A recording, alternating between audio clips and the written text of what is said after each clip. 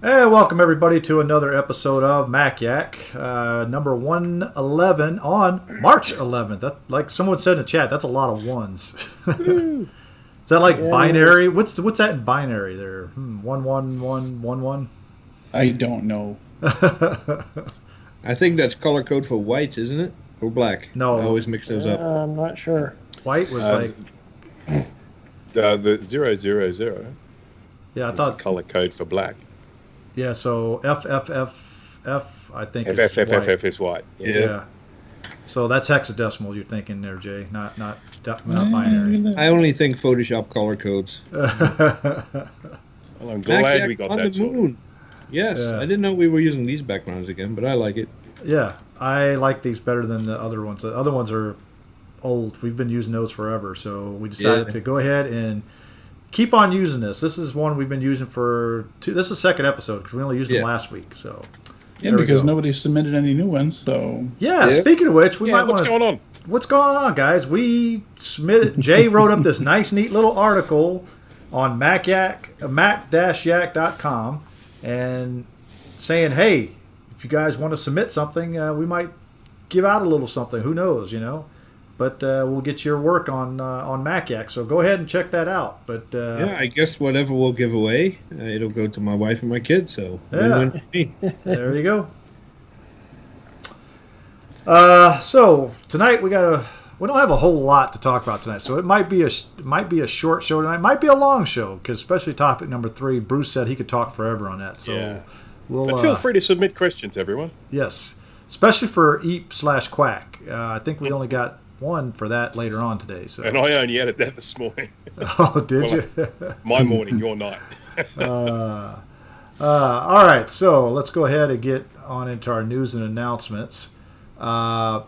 Basically, Apple is discontinuing the iMac Pro, and Apple says buy it while the supplies last. So, what does this mean? I think it means that basically the iMac Pro was basically a stopgap for the new Mac Pro, and they haven't even updated since the Mac Pro came out.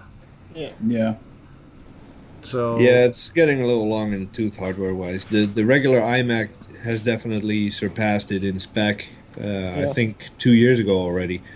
Yeah. But yeah, I'm still gonna miss it though. It's an internally I like the design a lot better because of the cooling situation. it'll be fun to see those come on the secondary market, pretty cheap. Yeah. I mean, look, with the M2 or whatever they're going to call the second generation of those comes out, there's a good chance one of them's going to be an iMac. So, and it's Well- possible that it'll be a whole new design too. Who knows? That's true, but I think it's going to be. I hate to say it, but I think it's going to be kind of the same design. I don't see them coming out unless they come out. I mean, the rumor is that they're coming out with one that looks like that new display that they just put out. So, who knows? Will it Yeah. come with a stand? Probably not. You probably have to pay Sold separate. $1,000 just for the stand. An iMac without a stand. But I think I will have an iMac Pro in my house within the next year because my wife currently uses a fully spec'd out 2014. It's time for an upgrade. So if I can get a good price on a fully spec'd out iMac Pro in the next year, I think she's going to be pretty happy with that. So Yep. Got to keep the wife happy, right? That'd be a good choice for her. Well, she's in the chat right now, so she actually is yeah, watching. So. I hear myself in the background. What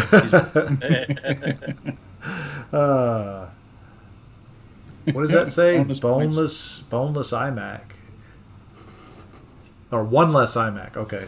Oh, I'm looking at the B right there. I thought it said. Yeah, it doesn't make sense. Yeah. So, but yeah, I think it's a good thing that they're getting rid of, but it's also what's going to come next is as far as the M1. I mean, are Sean they- thinks it will be in the Apple Pro Display HDR. So basically, I don't know. I don't like the look of that in an iMac, to be honest with you. I don't like the look out of it at all. Yeah. But I don't know. Whatever. Yeah, but if they can save money on chassis and other hinge parts and all that, they might. I don't see them. Well, they could make it that thin, I guess. But here's the thing, though, is that I don't know if they're going to use the same display as the Pro Display, because that Pro Display puts out a lot of heat, if I'm correct, because that's the reason why they have all those vent holes in the back. Yeah, it gets toasty. Yeah, so I do not see it coming with that type of display, but I see it coming with maybe a 5K display or something like that. I actually remember from the keynote at the time when the new Mac Pro with that display was announced. On the keynote, you could see the heat ripples come off the display. Remember that? Yeah. That's crazy. And that's, yeah, I can see that happening, but I don't know. I know they're not going to get rid of the iMac. That's a staple right there of the entry level. Oh yeah, the iMac's not going anywhere. It's not a bad machine. No. You know, I knocked the iMac because I think the thermal design is horrible, but for being what it is, it's a very nice all-in-one. Like when I play a song, I got my olds, which are now, I don't know, 7, 8 years old. My sound sticks, awesome speakers. I'm very happy with it. But when I play a song and I send it to Wendy, like, hey, check this out, nice song, and she plays it on her iMac, I'm like, ooh, those speakers are nice.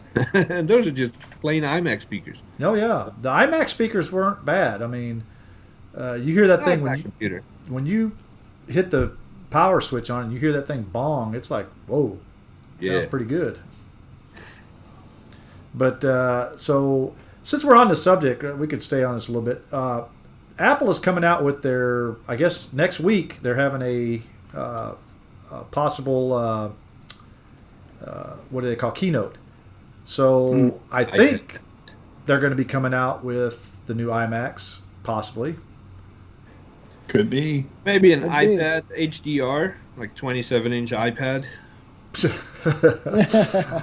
Yeah, I don't think so. Nobody has to carry it anymore, so might as well make it bigger. 27 inches though. You're not. That's not portable anymore. Then It doesn't have to be. Well, it could be almost like that, competing with that Microsoft Surface one that they got, the desktop one that lays down, and they use it like a drawing tablet. But who knows? So what else do you think is probably going to come out? I know we're not going to see phones. We're not going to see. I don't think we're going to see iPads. Yeah, like the phones are usually with the fall, like September. Yeah. Oh yeah. Yeah, usually. Yeah. So what about a new Mac Pro? Because it's been almost 2 years since the Mac Pro came out. Yeah, but I think they're going to kind of follow. At least it would make sense if they followed it the same way they did before, where you start with the Mini, you start with the low end computers, and then your next round is your iMacs and your more common stuff, and then the Mac Pro is probably going to be last. But I do see a new Mac Pro with a new processor, even though it's probably an Intel. I do an upgrade, maybe, but I don't think we'll see an M1. No, Mac Pro. I don't foresee that either. I don't think the M1's gotten to that point yet where it could be a Pro like that. I think we all agree that the M1 has so far been far exceeding people's expectation in terms of performance and stuff like that. Yes, it has an issue where if you don't have enough RAM, it'll chew up the SSD and probably spit it out a year from now. But, it happens. I think depending on how fast they're going to, how big the steps are going to be from M1 to M1X to M2 to whatever is next. Because I watched a video of Stevie Richards yesterday. He gave an office tour, and he has a fairly new iMac. I think it is a brand new iMac, 27-inch. Pretty specced out. But his MacBook Air runs circles around it. So, I mean, how much... Apple might say they're going to keep Intel alive and support it for a few more years, but if nobody wants the damn stuff, they might transition away pretty quick. Yeah, exactly. I agree with you. I'd love to see a Mac Pro with 8 M2s in it or something. Like, it would be insane. Or some kind of card expansion. Like, oh, you want 20 more cores? Buy this card. Well, here's the thing. Are they going to call it an M2 or M whatever? I think M stands for, like, for instance, mobile. Like, for instance, the laptops and stuff like that. I think they're going to call this one a different name. Like a D something. Well, I don't even know a D, maybe even a P, for Pro. I'd go with W for workstation, maybe. Yeah, that too. Yeah. S Or for P stationary. for professional. Yeah. I for I don't care. C. Oh, it's Apple, and they innovate all the time. They might make up a completely new letter. Yeah. This is the 27th letter of the alphabet. Yeah, we just discovered it in the basement. Don't listen to your teachers. All right, I need to go open a window and get a fan because this lasagna is. I've sweat my ass off, so I'll be right back. All right. So, anything else in news and announcements before we move on, guys? It's been a slow week for news. I don't think there's been Yeah, it's been pretty much slow. else. Oh yeah. And the iMac thing was like right after last week's show. I think it was the day after. Yeah, it was, and I was like, man, now we got to wait a whole week to talk about this, So, yeah. But bye iMac Pro. I'm thinking, like I said again, next week they're going to announce some new iMacs, possibly. Possibly. So Yep. I think that's the biggest thing that they're probably going to announce. It might be a total redesign. Might be. Air tags. So. Air tags.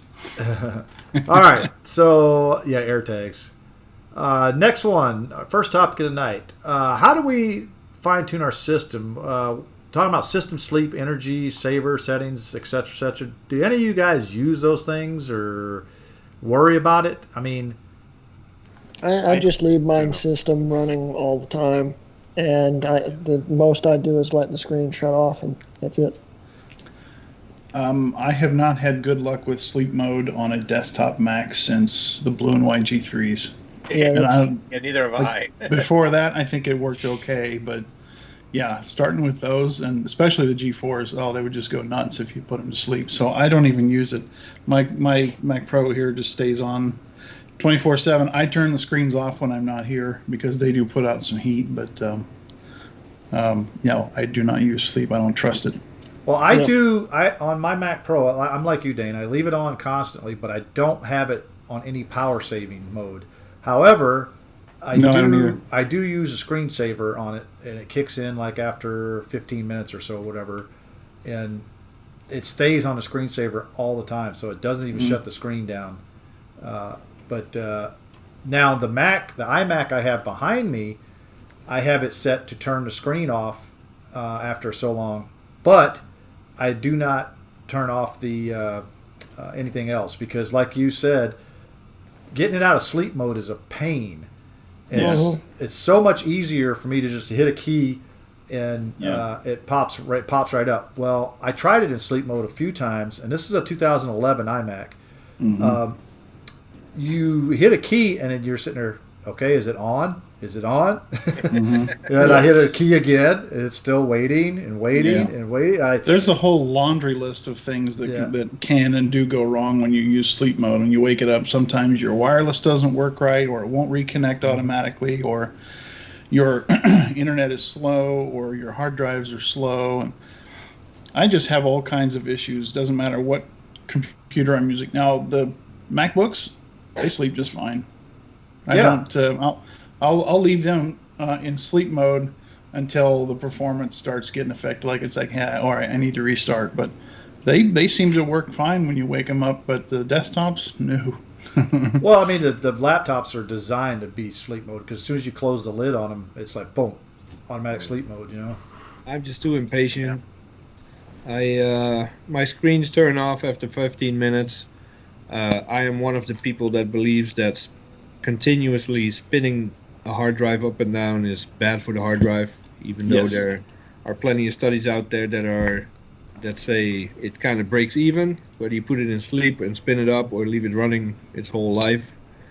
You're going to get the same. I believe from my research that leaving a hard drive on is better for the long term than constantly turning it off and putting it in sleep. So, and I don't like waiting.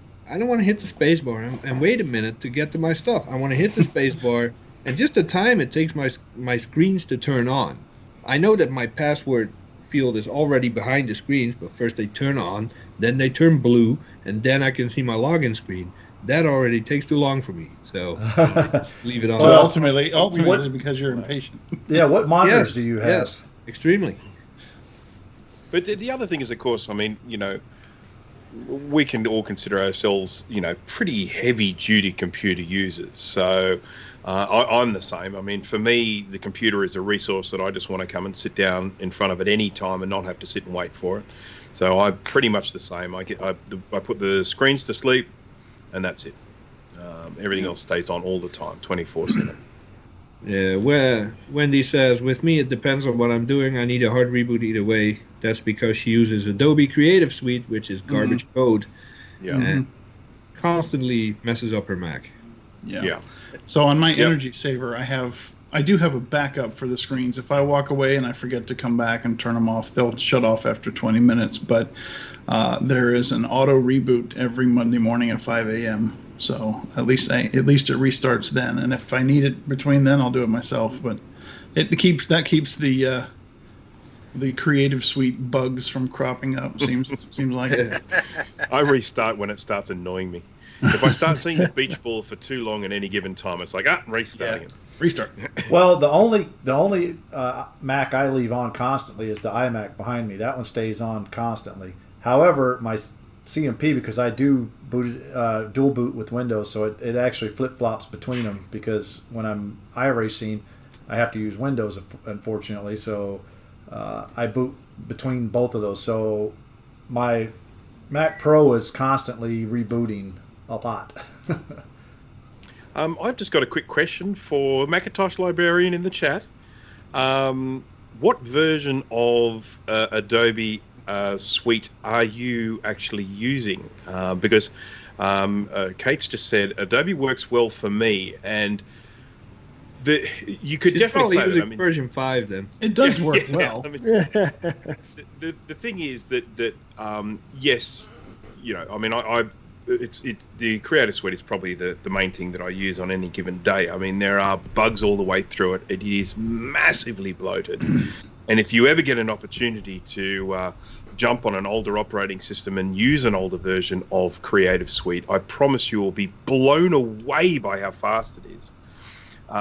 Because it's just one of these applications that just gets more and more bloated with time. They just keep filling it up with stuff, and the code is a big mishmash mess.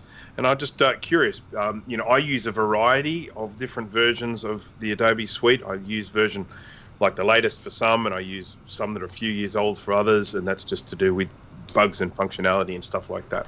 That's be so okay. It's like 2020. Yeah. The latest is actually 2021. So. Yeah. So, and what applications do you use as well? I mean, I feel free not to downgraded answer. from 21 back to 20. 21 was unusable for me. Yeah. Well, it certainly was for some. I'm using 2021, I think, on one or two of the applications in the suite. But yeah, I'm still on 2020 on a few of them because they are just so desperately in need of bug fixes.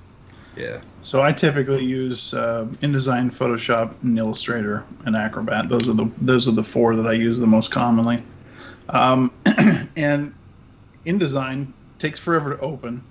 It's slow, but it's been like that for years. So I still have the latest version. Photoshop is the one.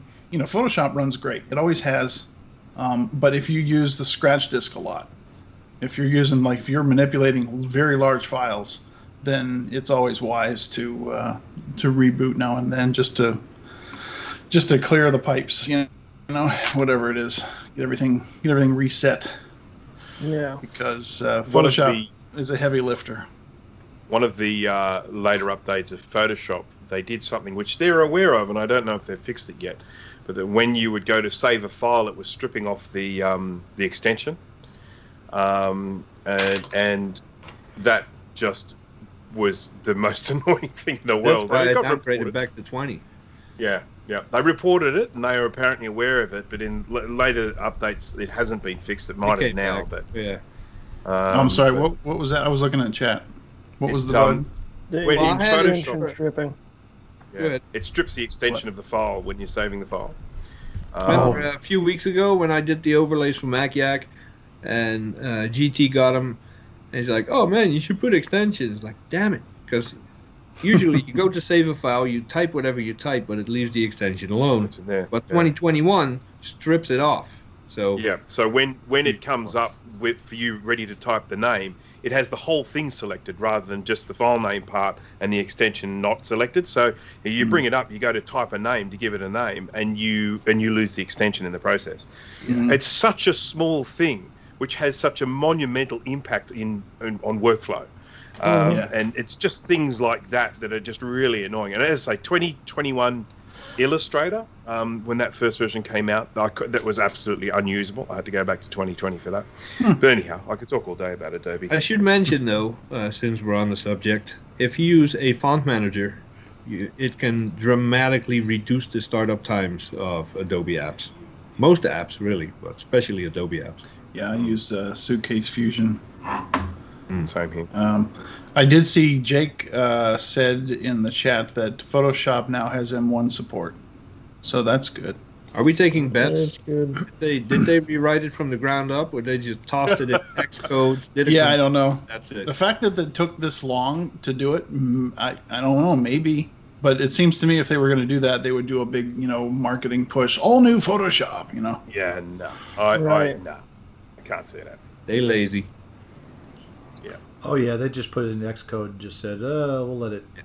I mean, Wow. look, their apps are absolute juggernauts these days. I mean, they are massive. They have so many functions, so many tools. Most people that are using those applications are probably only using like about 2% of their full capability. Oh yeah.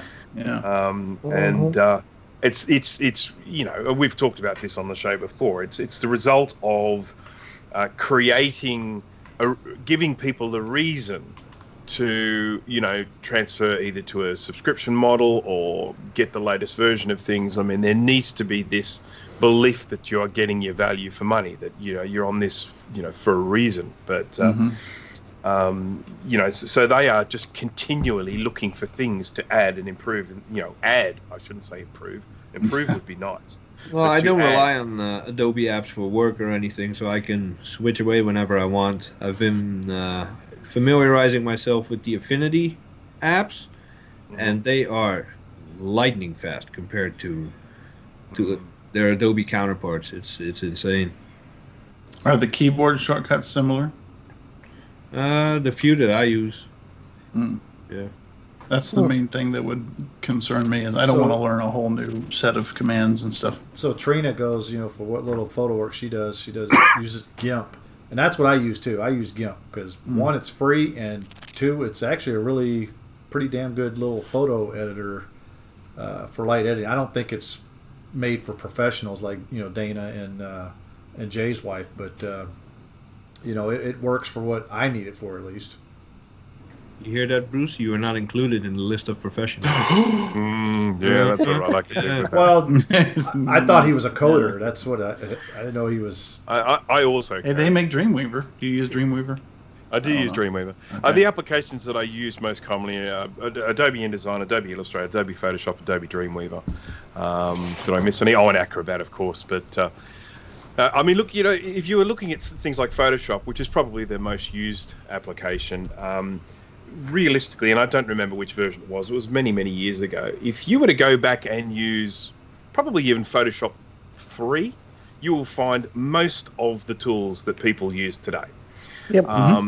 When it comes to professionals using it, probably the most important addition made in it was a thing called non-destructive layer editing, which basically means you could go in and you could make changes to layers that didn't get locked in. So if you went in and brightened it up, it wasn't like sort of like it got brightened and stayed bright. You essentially stored the layer with the information on how you wanted it lightened. So you could then go back and change that without losing any data from the first change that you made.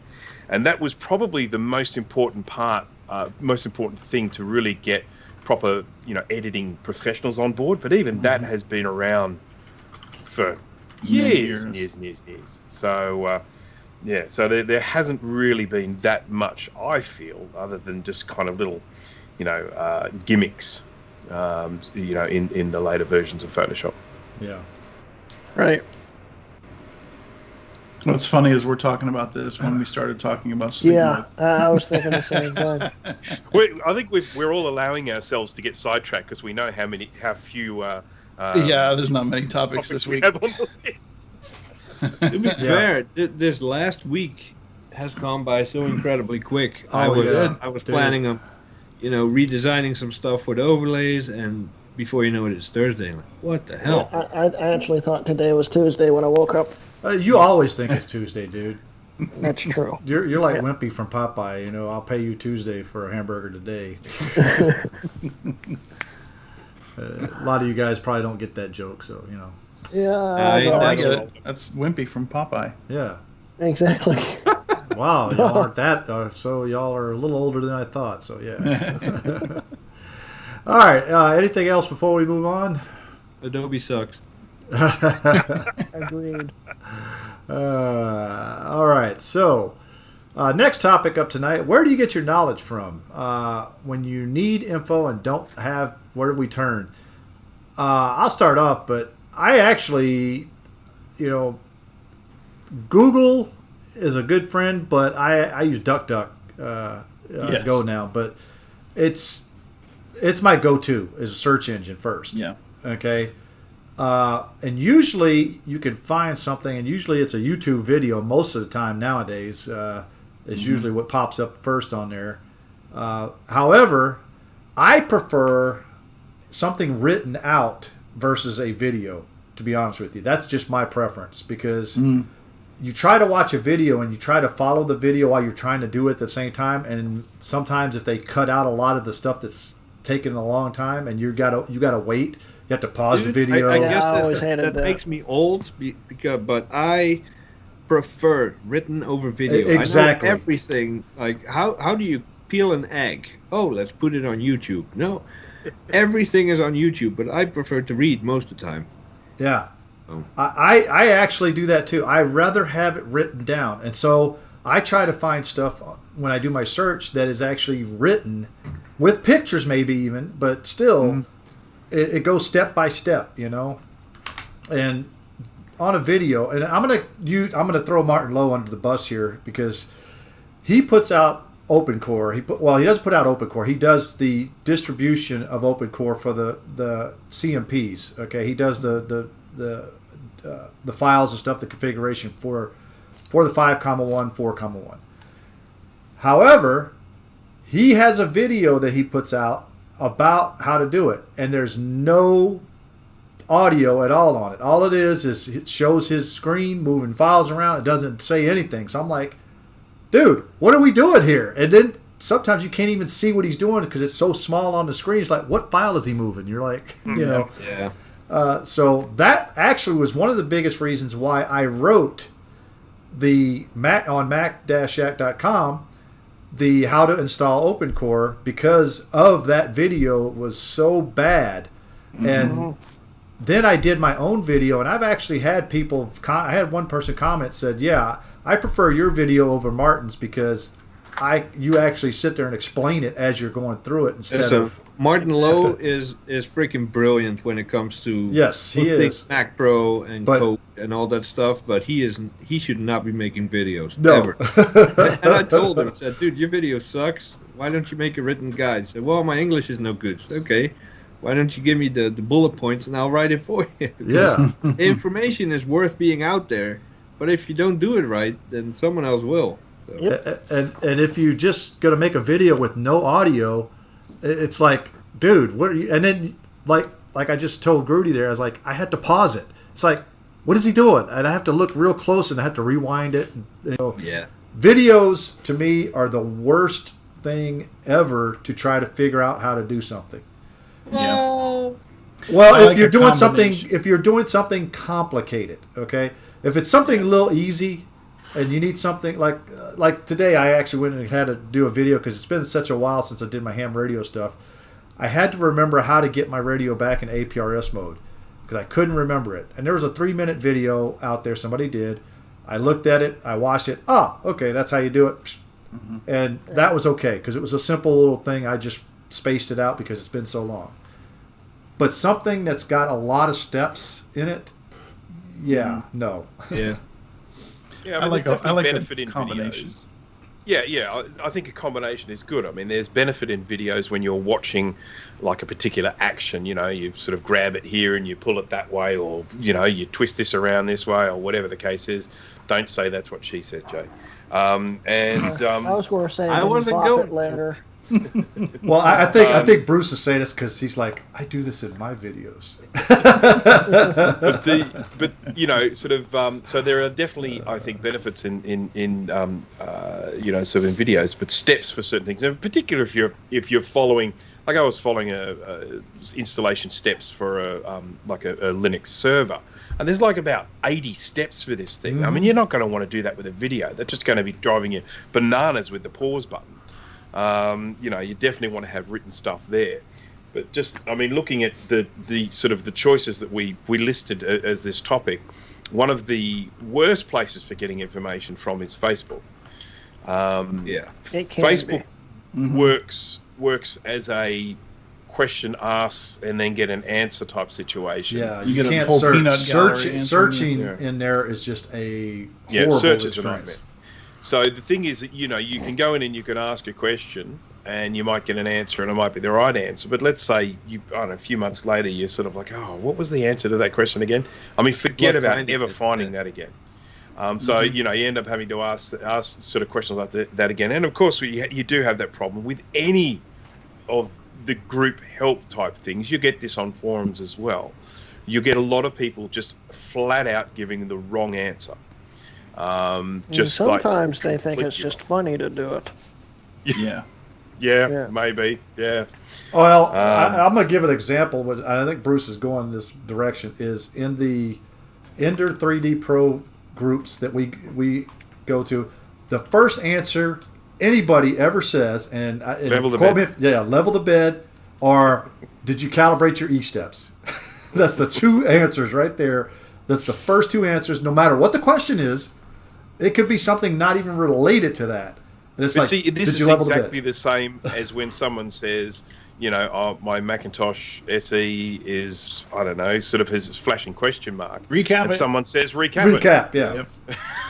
You know, This is the first drives you 5 nuts. answers in a row every time. Yeah. Recap it. You got to recap it. And you just look and you think, you know, this is not the right sort of advice.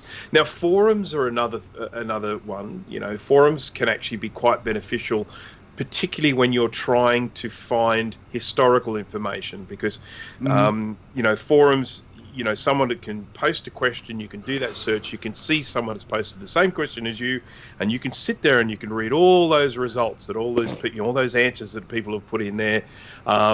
The worst thing with forums is, of course, when if you find the same question you're after. So let's just say, you know, you're asking a particular question about some sort of software, and a person will reply with, your answer can be found here, and they put in a link, and then you go to the forum, you click on that link, and it's dead. Yeah. That's about the most frustrating thing when it comes to information on a forum. Well, I tell you, one of the good forums, and I'll pull a link in here, but is the MacRumors.com forum. That's probably the best one, because I have a couple of links that I have bookmarked. For instance, one that I'm looking at right now is the Mac Pro CPU compatibility list. Okay, Yes. when they did this one, they did it right, because it's all written out. It's all in like a format that you can actually see. It's in a table format. Perfect. But Mac Rumors They runs have one for the GPUs problem. too. Yes, I know. I have both of those marked. The other end of forums is forums are nice. They're easily searchable. If you moderate them properly, like if you ask a question, make sure it's just marked as answered by the time you're done. Yeah. But Mac Rumors runs into another problem when threads get too big. Like, good luck finding all the Yeah, information exactly. about Yeah. Open Core you need on Mac Rumors. There's like Right. 154 pages in that thread. There's no way. Yeah. So, Well, just on the Mac Pro CPU compatibility list, I'm looking at 40 pages, and I Yeah. think I have it set for how many? I don't know how many posts per, But let's face it, if you are managing a forum and a question gets that much response, you as a forum owner really have a responsibility to create kind of like a thread or an info page or a read first before you post in this topic, because that becomes fairly clear. If you've got that many responses, that there needs to be more of a specific focus on that topic. Right. I totally agree with that, and I think, but one of the best ones, like I said, that I found, dealing with Macs is macrumors.com. I mean, that's a pretty good one. What I miss is back in the 90s, there were Macintosh user groups, and they would have physical meetings where you could all go and talk. I think they still exist. I think people are still. There are one I used to go to doesn't, but I don't think you're going to see them as much anymore, for especially the newer stuff, because a lot of people don't buy it now like that. They weren't computer nerds like we are, Yeah, and nowadays you got Google, you got search engines. You can find something a lot quicker than waiting until the weekly or monthly meeting and going and asking it. You've got a search engine. You can find. You may not find what you're looking for right away, but you can, if you keep looking, you're going to either figure it out or find some clues. I go to DuckDuckGo start page, and then start digging into the older stuff. Take links that have expired and put them in Wayback Machine. Sometimes you can get old links back that way and old content.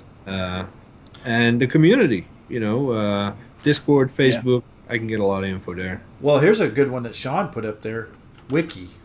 Having a wiki page is decent, but the problem I have with wiki is that they are hard to navigate around. I cannot stand. It's like GitHub, man. My brain doesn't work that way. GitHub doesn't work. Reddit doesn't work for me. Oh, Reddit is just a total disaster. I cannot stand Reddit because like the armpit of the internet. Reddit. Yeah. So I mean, Reddit is probably the worst thing ever. Either that, or I just refuse to learn how to actually use it, which is probably the latter. They have mentioned 68K MLA in the live chat. That is probably the biggest concentration of people who know the most about these computers. Yeah, it's always amazing. Who are complete jerks. It's very useful, except their server's down about 50% that's the other thing. The people who run that forum should not be running it. And I know Scott like Barrett. SSLs run out and stuff like that. Yeah, certificates. They don't pay the. I don't know. Anyway, Scott Barrett. He's one of the guys we see on Facebook a lot, and he's actually offered to buy it and run it for them because back in the day when you had free image hosting, what was the big one? With the little frog, Image Shack. Oh, yeah, that one. I don't remember that one. Photo Bucket. It had a little yellow frog. I think it was Image Shack. Well, it was Photo Bucket too. But when you had these free image hosting sites, you could just put your image on there, copy the link over, and there were like detailed, how-tos on how to do things and what different SADMAC codes meant, stuff like that, just from screenshots that were put up there. And when those free image hosting sites went kaput, the links are all dead. And they had been telling people for months leading up until that, hey, we're going to shut these sites down. You need to host your images somewhere else. And the moderators of that forum were like, don't worry, we're going to have everything taken care of. And it happened, and now you can't see those old photos anymore because they just have not been good custodians of the site. And thank you, Daily Bimmers. Appreciate the super chat there. He's been a regular viewer, fan since Action Retro brought him here. So you're talking about why? Sean's good for something. Now, is it Daily Bimmers or is it Daily Beamers? Probably Beamers because it's a BMW. I think it's Beamers. It says Bimmers. I think it says Bimmers. Beamers. Yeah. You talking about Y-Frog there, Dana? Hey, we got Ken in here tonight too. Actually, I could have been one. Hey, Ken. Yeah. So I also had Image Shack and stuff like that. It's Beamers. He just made sure. So it's Beamers. Okay. So Ken is saying that Grudy's channel link does not work in the description. All the links are cut off because someone keeps copying and pasting old info instead of using the latest. No, it doesn't work.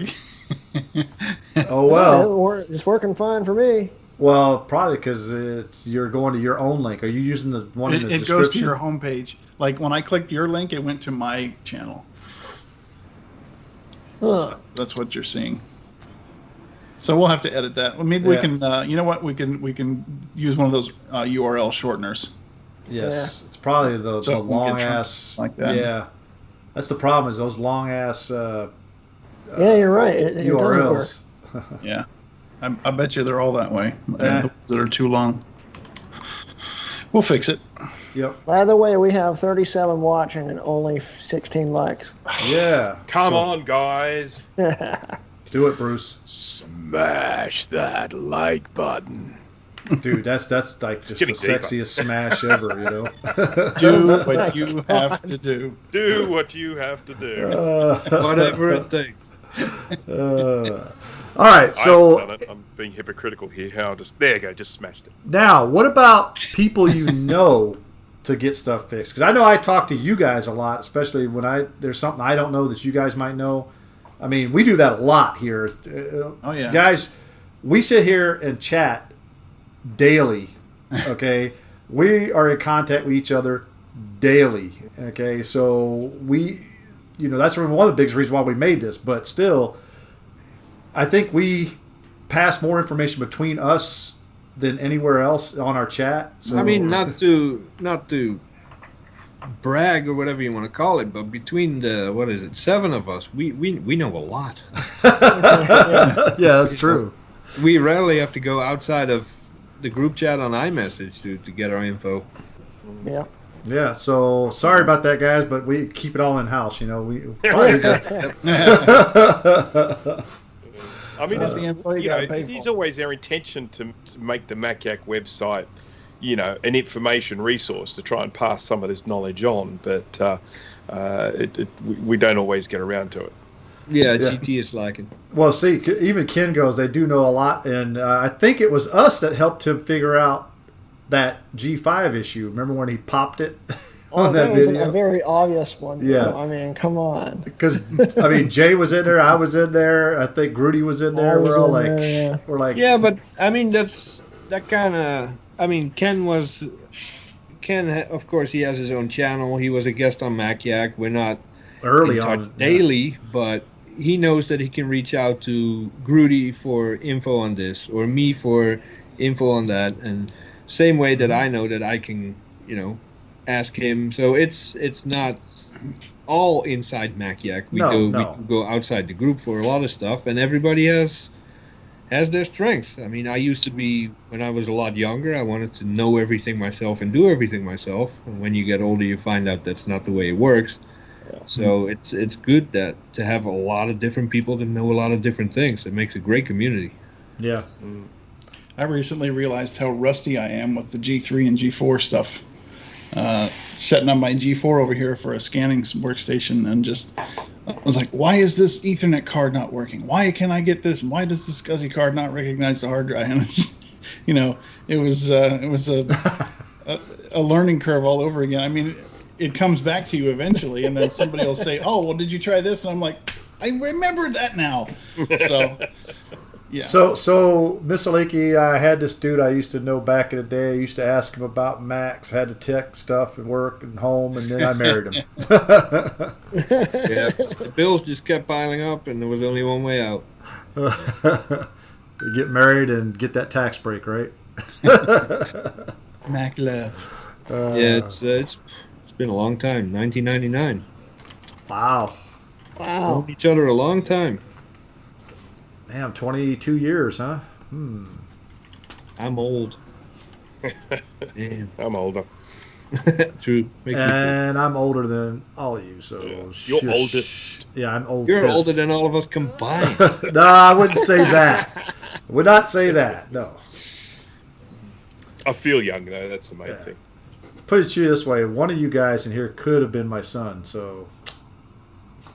Is there something you need to tell us? That's Steve. No, I said age-wise. Oh, okay. Yeah.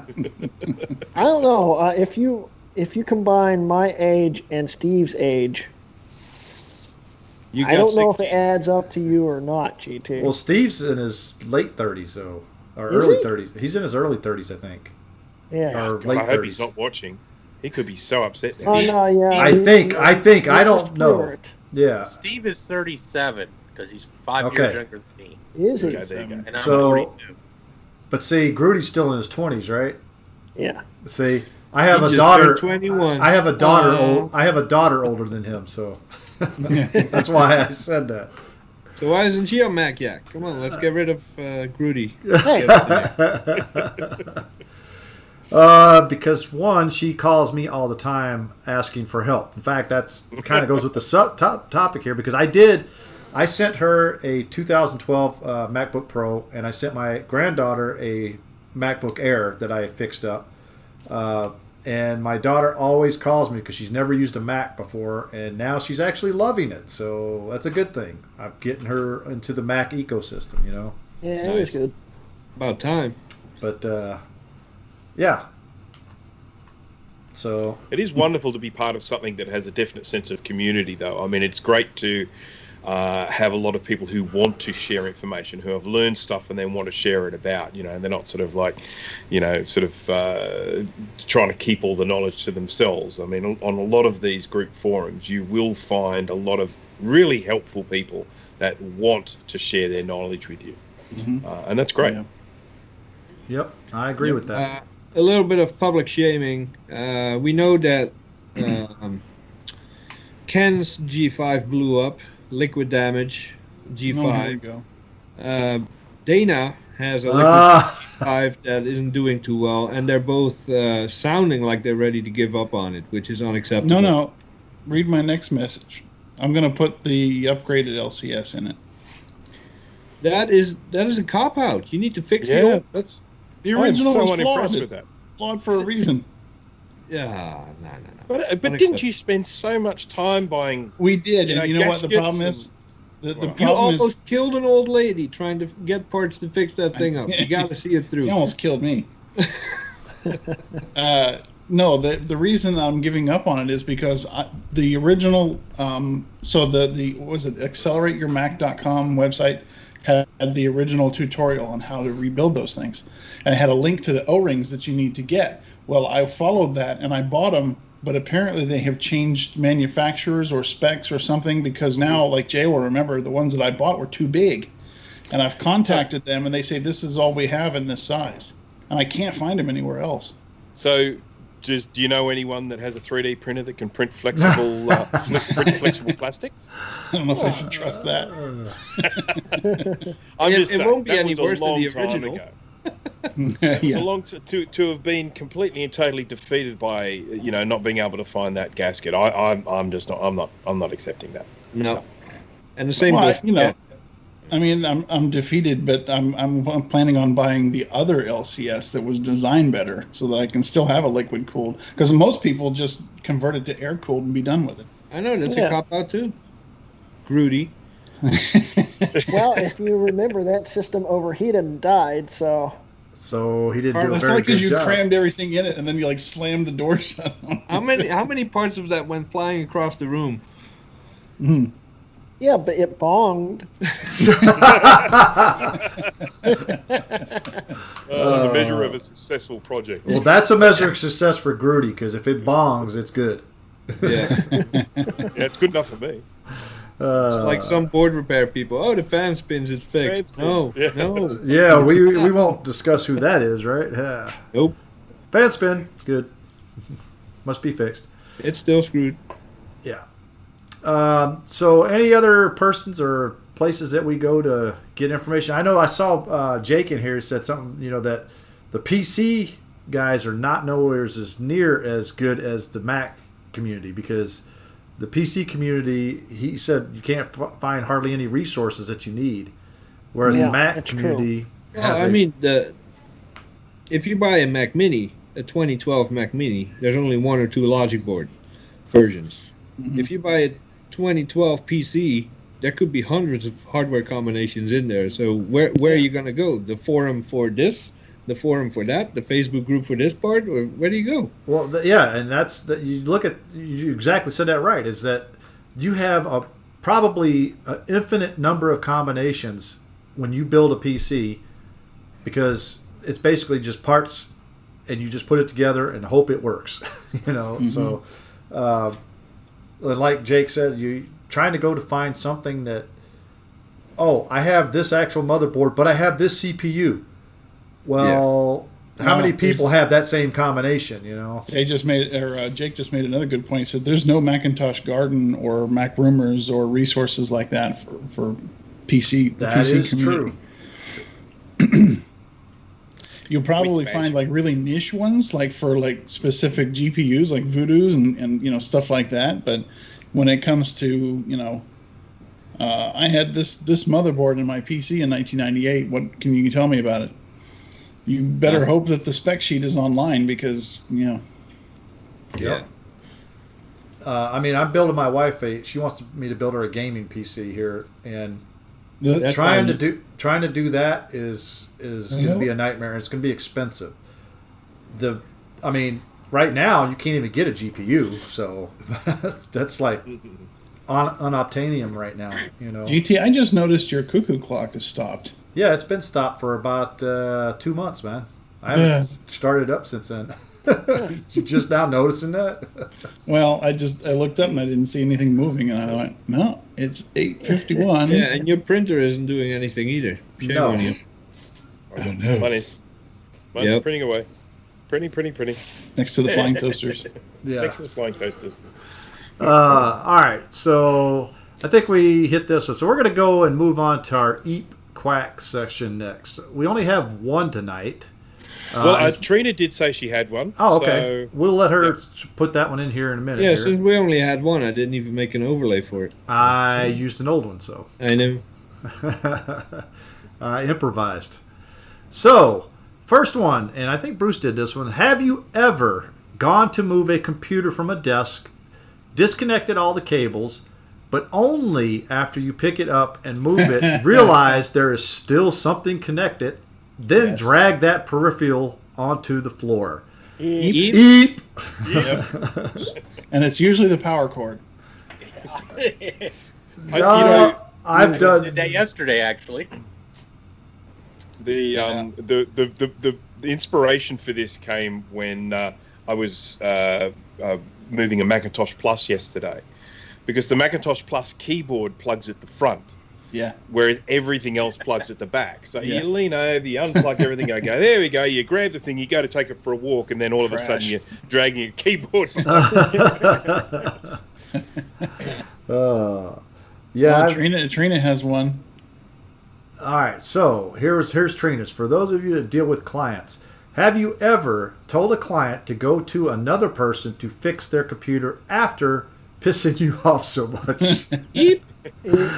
I can't say anything like that because I haven't had any clients that I don't deal with clients. I don't think I've ever done that. I typically only use. Not in the computer industry. Now, I've done it quite a few times in the vehicle industry.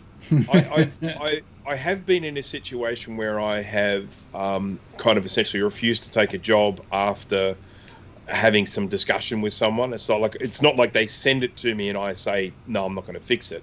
But, they say, I want to send you something, and then you have a little bit of, interaction, and then you get a pretty good idea that this is someone you don't want to deal with. And then you sort of say, look, I'm really sorry, I can't take this on. And some people get really upset about being rejected. So Sean sounds like a loner. He says, I've definitely not worked with people again. Yeah. I typically only do stuff for friends or family, so I can't say that I've done that. But this question reminds me of friends that don't know how to handle pliers. This question does remind me of something that Bruce said yesterday, where they're like, oh well, so and so said they would do this repair for X amount, which is less than what you're asking. Oh, and then Bruce says at that point you just tell them that's a really good deal. You should have them do it. Yeah, I've done that before. That I was think Steve just did that to somebody. When I very first started up my business, sort of doing dev work. When you're very green, and someone comes to give you some work, you want to take everything on. You want to do everything, and I learned very quickly that when you are doing a particular job and you work out a price based on sort of your value, the amount of time you think it's going to take. If you end up with a client that starts thinking that it's too expensive, or they want to haggle on price, or they want to tell you someone offered them a cheaper price, you just got to walk away. You don't want those sorts of clients.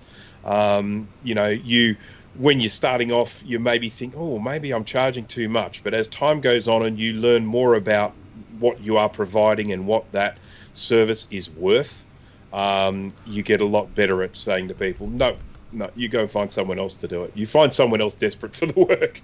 Yeah.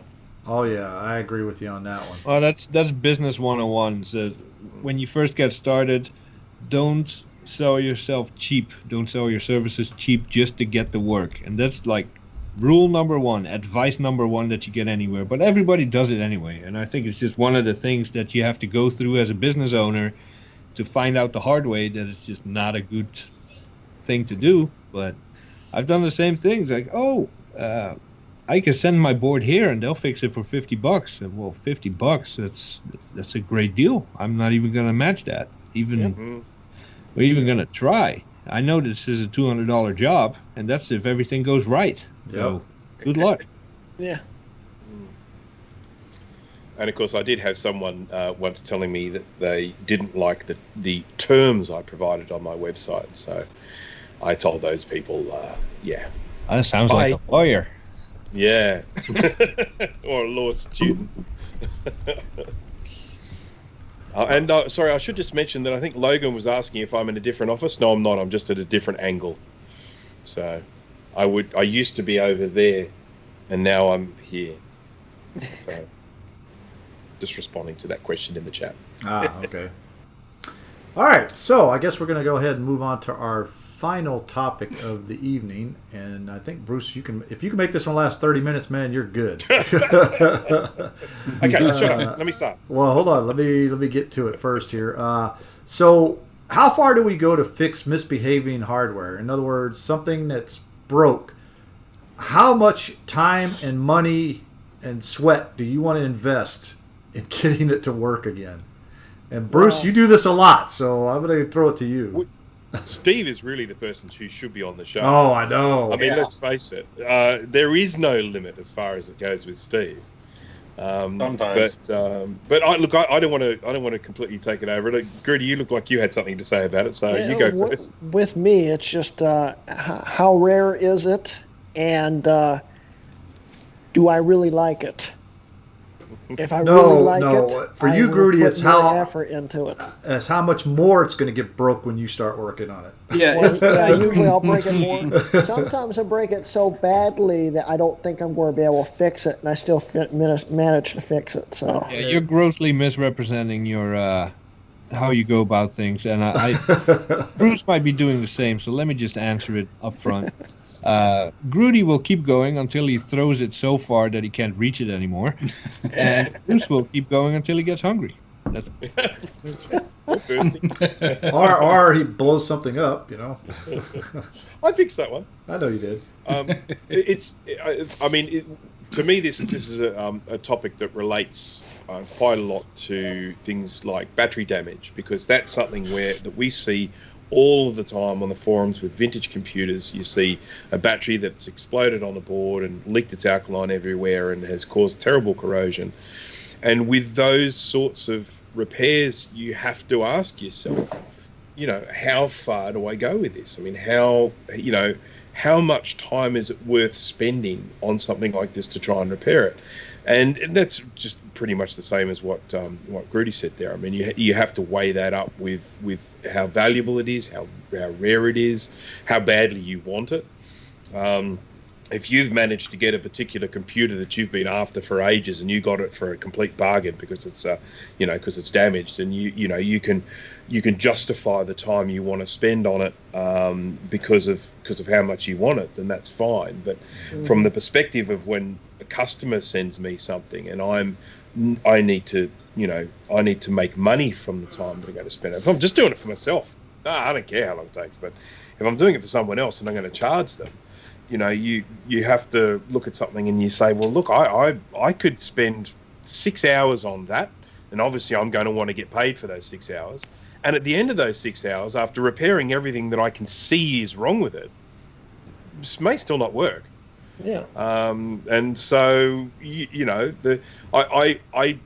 I had most of the time when you say that to people, they're sort of like, yeah, okay, no worries, fair enough. I thought that might be the case. I mean, most people accept it when they've got a battery damaged one. I had one person who came back to me and said, I want it fixed. I'll pay whatever it costs. This thing is too valuable to me. There's a Macintosh 2 FX. There are not a lot of those around anymore.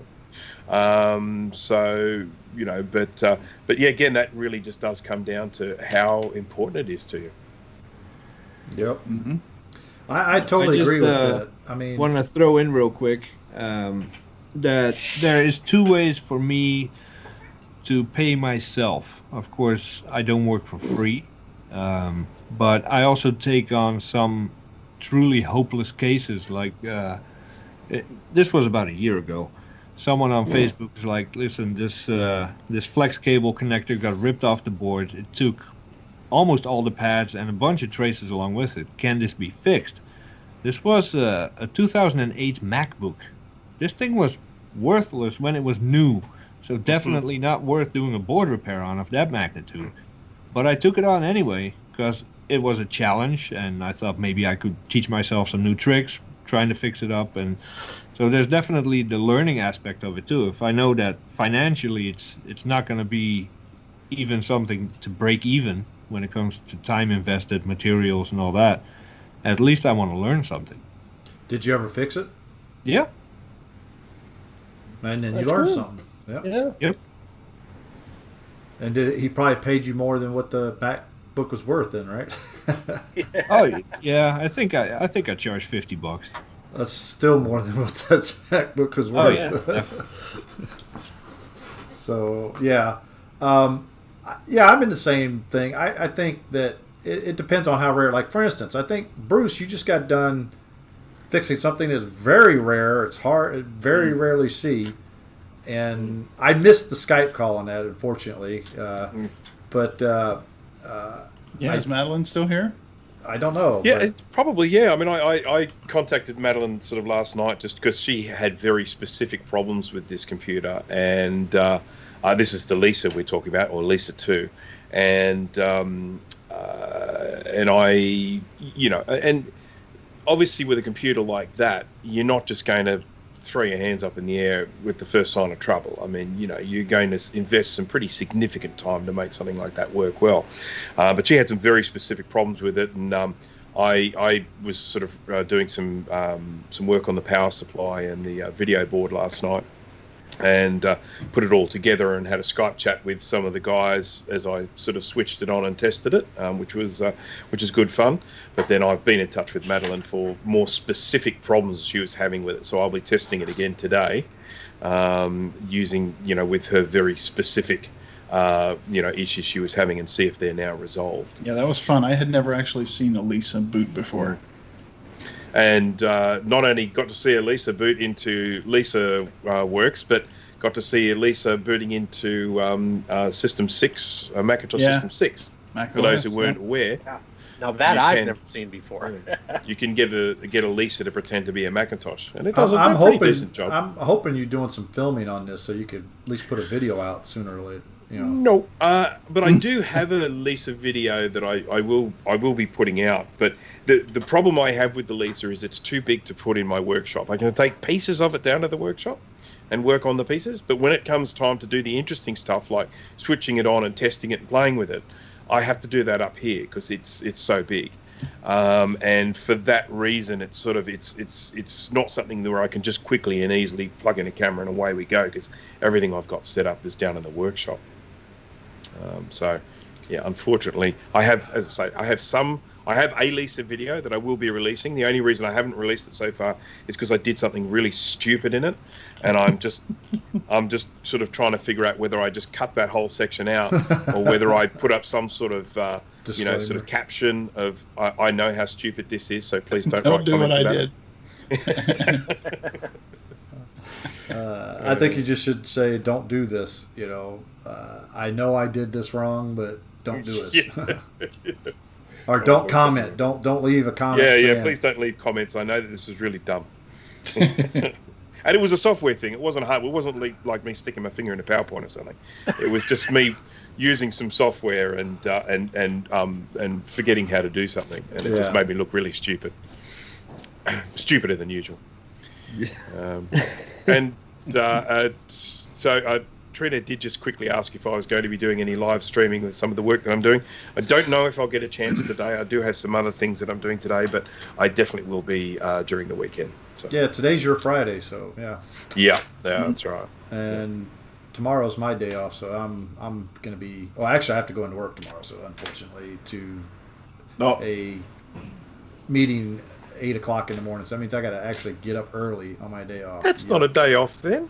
You have to reclassify that. Nah, it's still a day off because I'm only going in for that and then leaving after that. So it's only like an hour. So I'm getting paid for it. So hey. No, there you go. I don't go in for free. That's for sure. When I walk in that door, it's like, nope, I'm clocking in. I don't, like Jay said, he doesn't work for free.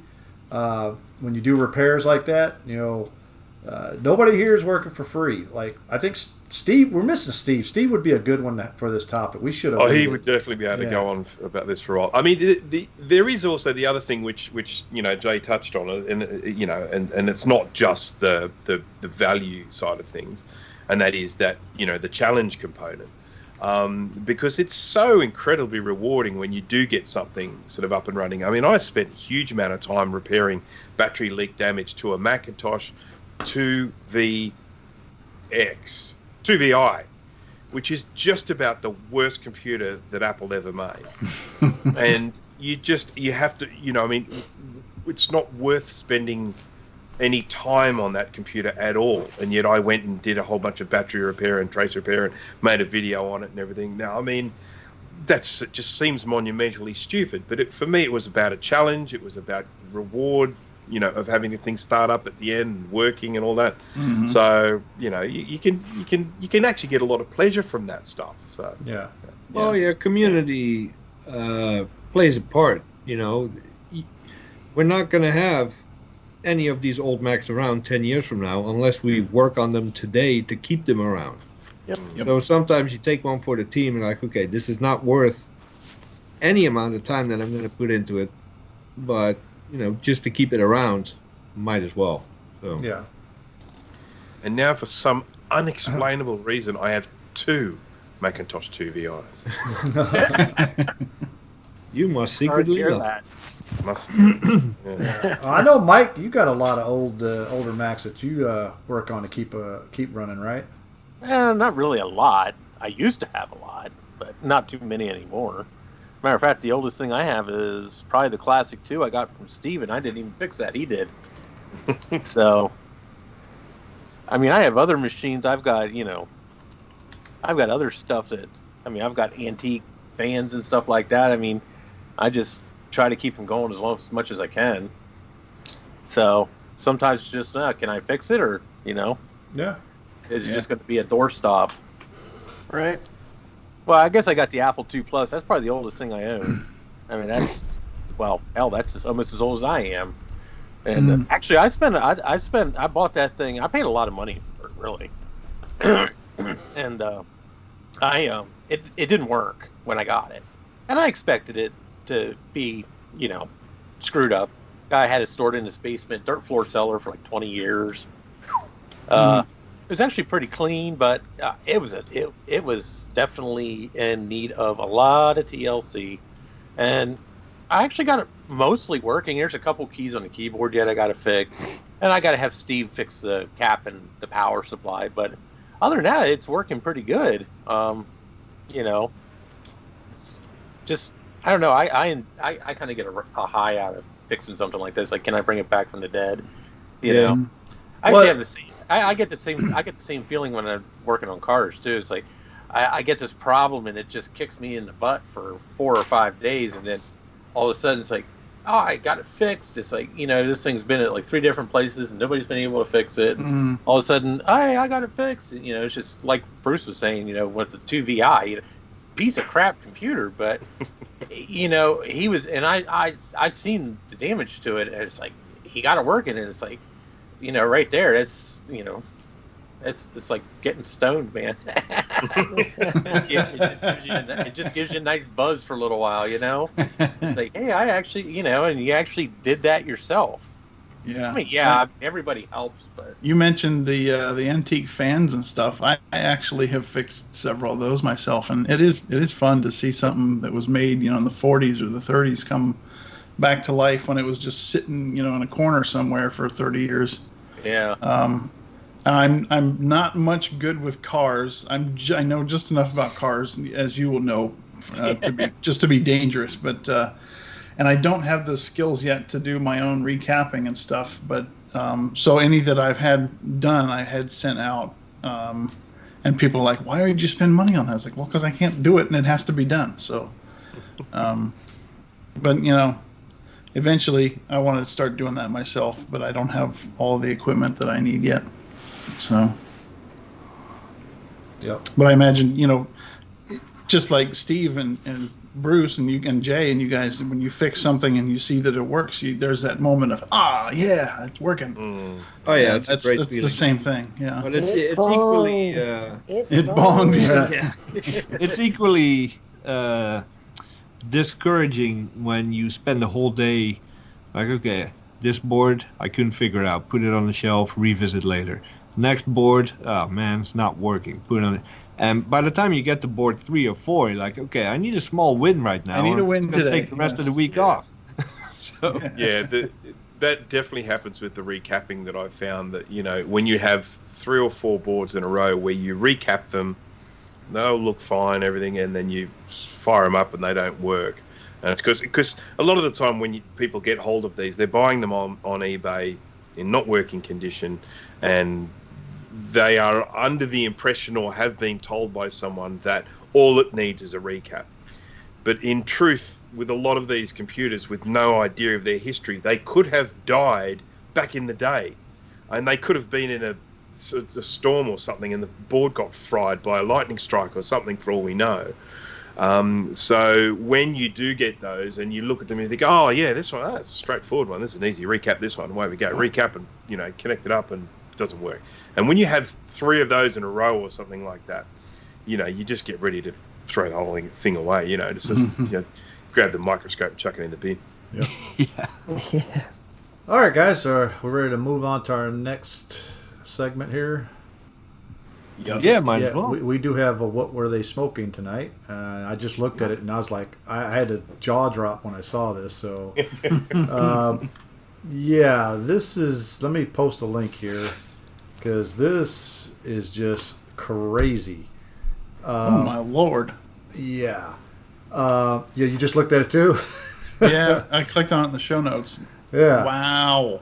Yeah. This thing is supposed to be the first portable iMac, or first portable Mac, but where is anything on here that says Apple, or is this just a clone? Well, I've heard of Dynamac before, and they were. Yeah, go ahead, Get Mike. the darn thing to open. So what it was is, okay, the Dynamac was a Macintosh Plus that was made into a portable case. The deal is it was not authorized by Apple, and you actually had to provide your own ROM chips to make it work. So it was kind of a lot of the original like clones from back in the day. Which if anybody watches Steve's video on the clones, will know this. But a lot of the early clones, like the Outbounds, the Dynamac, and there was one other one, you had to have a ROM chip to go in it because that was copyrighted by Apple. Right. And you can get into a lot of trouble copying it. So, but this was the same deal, and this wasn't the first one, I don't believe. I think there was another portable Mac out before this. Mm-hmm. I could be wrong. But Well, yeah, needless to say, it's rare and it's worth money, but it's not worth $500,000. Not worth worth that $500 much. million. Yeah. No. Yeah, Doesn't even half a have- million? Come yeah. on now. I Well, don't know. It might be worth $1,000. Well, here's the thing. And this is assuming it's even working, which there's no, Right. there's know.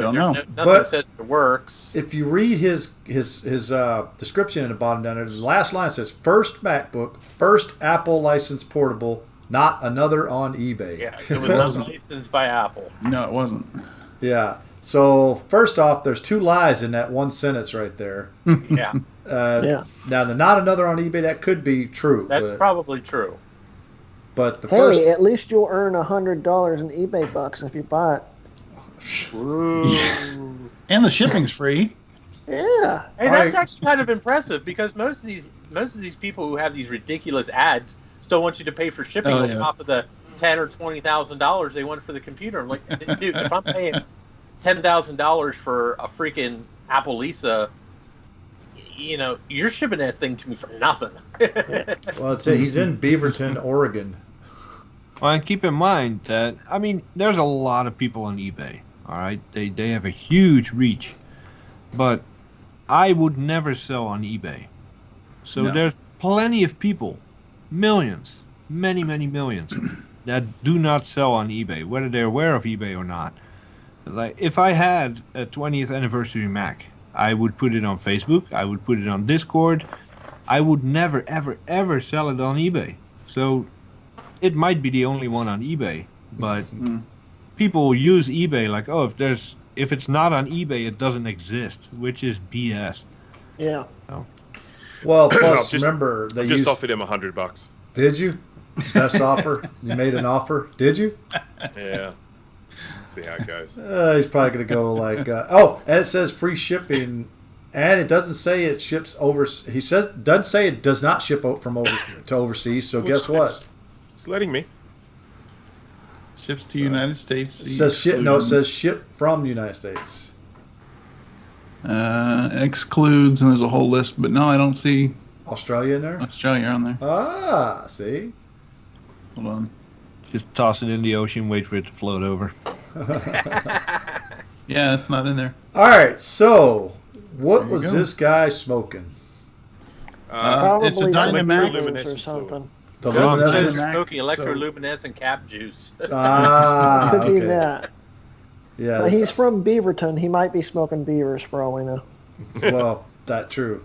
Or a lot Plus- of weed. Well, I was gonna say a lot of Or a weed lot because of he is in a.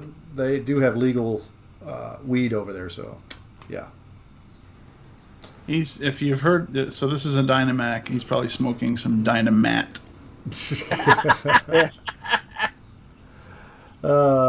So Sean says he's smoking electroluminescent screen modems. Somebody There's goes a whole obviously bunch of words referring to technologies I have zero experience with. obviously an exploded Maxell Pram battery. And what's the bolt doing there for? Is he I trying don't to know. hide the serial I'm trying to number? figure that out myself. Is he hiding the serial number? Yeah, I guess that must be it. I mean, because it's not like it would be any use putting it there for scale or something, because bolts come in different sizes. Yeah, So, I don't know what it Yeah. is. I- assume he's for the using it to hinge? block something I don't out. know. Oh, it looks like it's the serial number right there, but why? Yeah. I'm sorry, likes but this is an old His Mac favorite that bolt. I think he may be one of those guys that hides their serial numbers on, when they show the about this Mac screen, which Yeah, to one be of honest those- with you doesn't matter anymore because Apple doesn't even go with that anymore. It's like, We'll never know. But yeah, I think he's probably one of those guys. But he is hiding the serial number. Why he has to use a bolt to do it, though? Immediate rejection, by the way, is the response to the $100 offer. Did it say that? It's like automated. Yeah. Oh, Like you he's have to probably. offer at I'm- least something.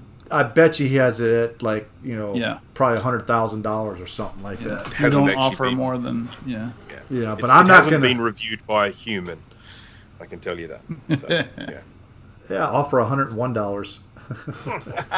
everybody keep offering him like $100, and maybe he'll figure out that it's not worth $500,000. He'll never get the notification. If he said a minimum, then eBay just filters it out. Yeah, I wouldn't even pay $200 for it. I don't want it. It doesn't interest me.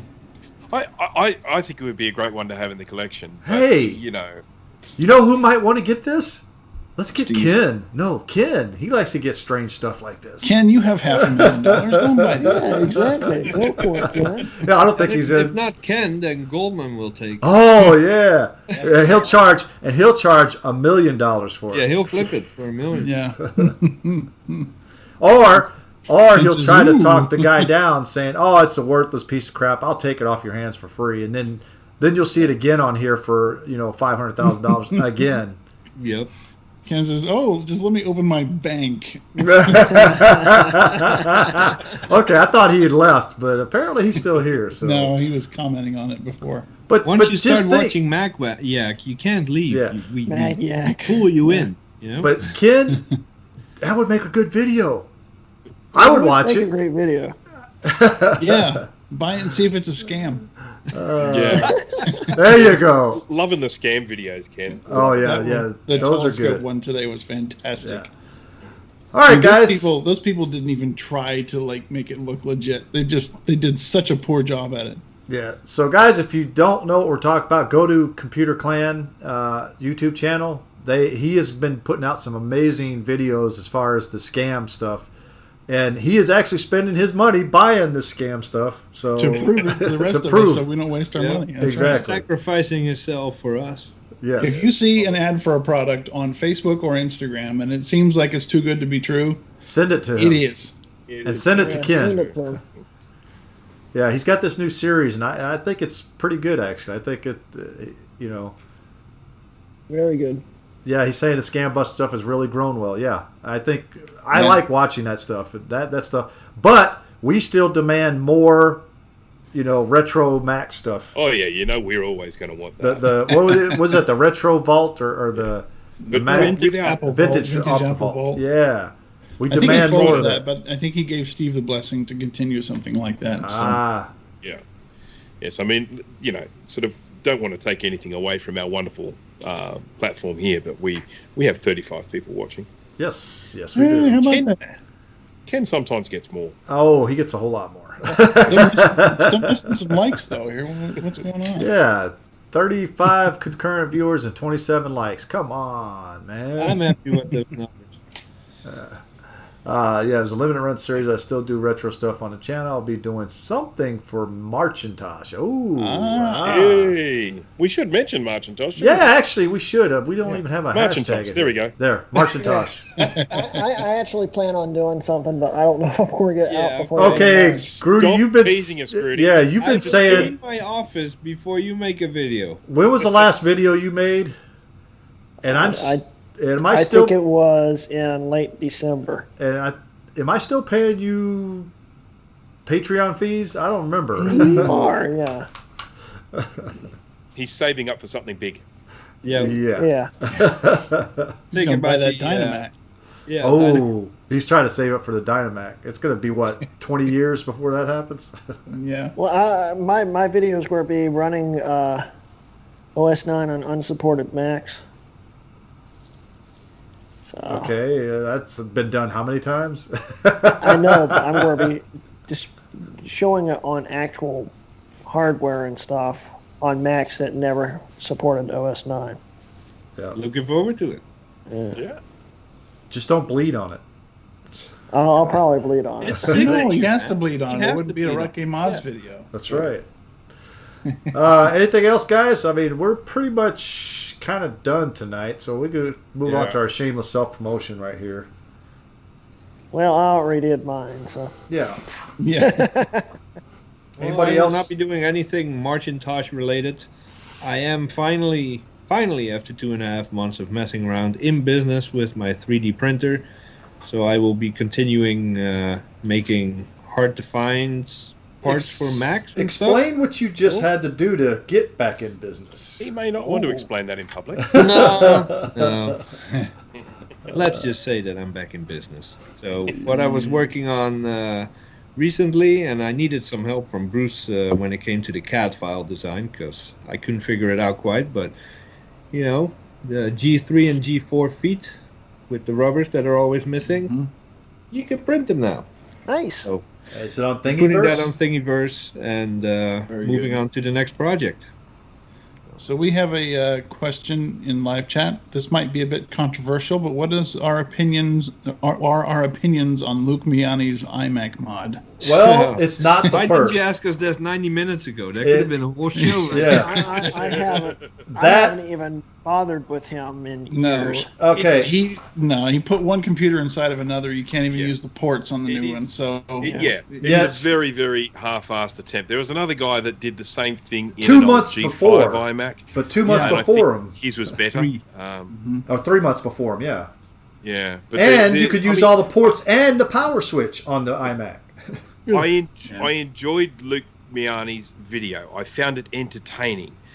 He himself was very self-deprecating about what he had made. He knows that the title of the video and everything is clickbait. He knows that what he did was a very, very slack, half-assed job of putting one computer in another. What you can take away from it is he does give you information about how to turn a dead iMac into an external screen. That's some useful information. Well, does he explain how that iMac got dead? Yeah, that he broke it. Yeah. Oh, was that the GPU That's the one. swap one? Yes, that's the GPU The swap one, the one. whole reason why I stopped watching him because I offered to help him 1 billion times. Yeah. Yeah. Okay. So as I say, I Yes, enjoyed they the are very video, well but produced. I the agree end with. result, I agree with Kate that they are very well produced. Yes, I agree with Yeah, that. he knows his way around Final Cut or whatever he uses, but pretty videos do not make good videos per se. Yes. Uh, But what he needs to do is, in all honesty, he just probably needs to take the first off of it because everybody's shown the. I mean, this guy only had like 600 something subs, and so he's probably got this new guy has probably gotten way more subs because people have been Yeah. posting his link on it there. doesn't. That sort of stuff just doesn't matter. I mean, people want controversy when it comes to YouTube videos and sharing, and everyone jump into the comments and say, "Hey, you weren't first. This person did it first." Luke Miani will be very happy with that. Oh yeah. yeah. He's generated a well, bunch of hits. that's one of the reasons why I really never watched any of his stuff. I don't know. I might meet him in person, grab a drink, be a great guy. I don't know. But the way he goes about making YouTube videos is just not my thing. Clickbait titles, not listening to anyone, like ignoring the community and years of research that's already available online and pretending that you invented the wheel. That's just not my kind of video. So, I'm sure there's a lot of people that enjoy it. I agree. It looks good. The camera work and everything, the color balancing, it's all great. But I can find that in other videos too. Well, and Kate's talking about that there, but Kate's videos are very well done. I think she does very well on her videos for as long as And she's I been actually doing it. learn stuff from them Yes, yes. Mhm. She just released a Every second time. part to her educational. too. Yeah. Cool. I'm what going is to it? check it out. MECC. Yeah, Yeah, she just Mac. released a new part to that, and it was very good. Yeah. Just while we're on the topic of self-promotion, I've decided to release my building a SCSI to SD video in 3 parts What? because it is obscenely long. Okay. So I'll do the first part will be getting all the parts. The second part will be building. The third part will be programming and testing. Neat. I think Coming the out second when? part is going to be the longest one, right? The first part, maybe, probably. But the first part will be coming out very soon. David's here. David's here. Hey, we're Hi, about ready to David. leave. That means so- Bye, we David. wrap it up. Hello, David. She think I saw so earlier Kate in goes the to chat. her dorky videos. They're not dorky. They're actually they're made for a certain generation of people. I mean, I think Kate's videos are geared more towards the kids, which is fine, and I think But that's good for kids to learn. But there's Hold on, plenty let of me- information there for us even. Yes, Because I agree. most of that stuff about the education, Apple moving into the education market. Of course, we all knew that it happened, but we didn't know all the details behind it. We didn't know how Steve went to Congress and, really advocated for it. I thought that was really interesting. She is currently at 1.15k subscribers. We need to have her back on before she reaches 2k, because then we probably need to pay for her to make an appearance. Sort that out soon. Yeah. It's for adults that are kids at heart. Yep, that's true. I have to agree with you. Yeah, I agree. And I think her Mackie character is probably makes the videos right there too. Mm-hmm. That I think, and her interaction with Mackie. That that's fun. Yeah. Very fun. Yep. But also Ken has some awesome videos, guys. So if you guys go watch him, he actually has some very well produced videos too. So I watch. Someone else that's been pretty busy lately, outside of Mac Yak, David has been releasing video after video. It seems. So he's over. I mean, if you're on Discord, we have the Friends of Mac Yak section. I don't know who's in there. I don't manage it, but there's a lot of good content out there. Yeah, I know Kate's in there, Dave, Logan. Well, we have the bot set up. If you guys want your channels mentioned in there, the bot, I can set up the bot to automatically mention it when you upload a new video. So, neat. And Ken, thank you so much for watching, and I hope you can be a guest on this show again, and you can just watch those subscribers flood in after being on this show. He's already been on like 3 times, and we still. I have been on this show, and look how high we more than half of the episodes. Yeah, he's never been on while I've been here. So we got to get him on again. Well, that's too bad, because I don't want to invite him until he brings back Vintage Apple Vault. I think we have a little bit of leverage and blackmail here. Like, hey, we'll have you on our amazing show if you bring that back. I don't know. He's probably thinking to himself, we can try it. I think he's just being polite, if I'm being totally honest. He just said, I guess I got to come back. All right, guys. Anything else tonight before we wrap things up here? I got nothing. Yeah, I'm good. All right, guys. So just to let you know, we do have a Discord server. The link is right there, right across Bruce's, Jay's, and Dana's forehead. So you'll be able to go to that link and join us over on Discord if you're not there already. We have a very vibrant Discord there. We have many, many channels and a lot of stuff in there. So make sure you go and check it out. Also, make sure you hit that subscribe button. Also, hit that bell notification. We only do this once a week, so you're only going to get one notification a week. So, guys, make sure you subscribe and hit that bell notification. If notifications work. If they work, yes. They haven't been working a lot lately, especially for Bruce for some reason. So I saw something about that. If your notifications are not working, or they're coming in late, or you're not getting them all, whatever it is, go to that channel, unsubscribe, and then wait like 30 seconds, resubscribe, click the bell, click all, and then it should work. That's what they're telling people to do on other channels that I've watched where they're having that issue. So give that a shot and see if it works. Yeah, but they can also hurt the channel because they suddenly get a rapid unsubscribe and then resubscribe, but the unsubscribes sometimes hurts them more than the resubscribe. Yeah, I don't worry too much about that, but it doesn't seem to be the majority of people having that issue. So I mean, even if you unsubscribe, wait a day and then resubscribe, whatever. I mean, I've seen some people that say that it does work. I've seen some people say it doesn't work.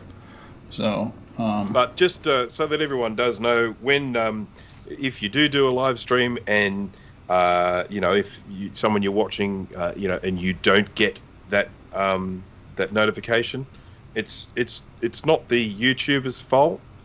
So don't blame Bruce. In other words, So I'm just saying, I'm not doing it because I don't want you watching. Also, in our channel, if you're on our Discord, you actually get a Discord notification because I actually have this one is the only one set to @everyone, so everyone will get a notification on Discord when we do. And I don't even feel bad about it because it's our server. Exactly. So, might do that. By the way, Mike, aren't you streaming tomorrow?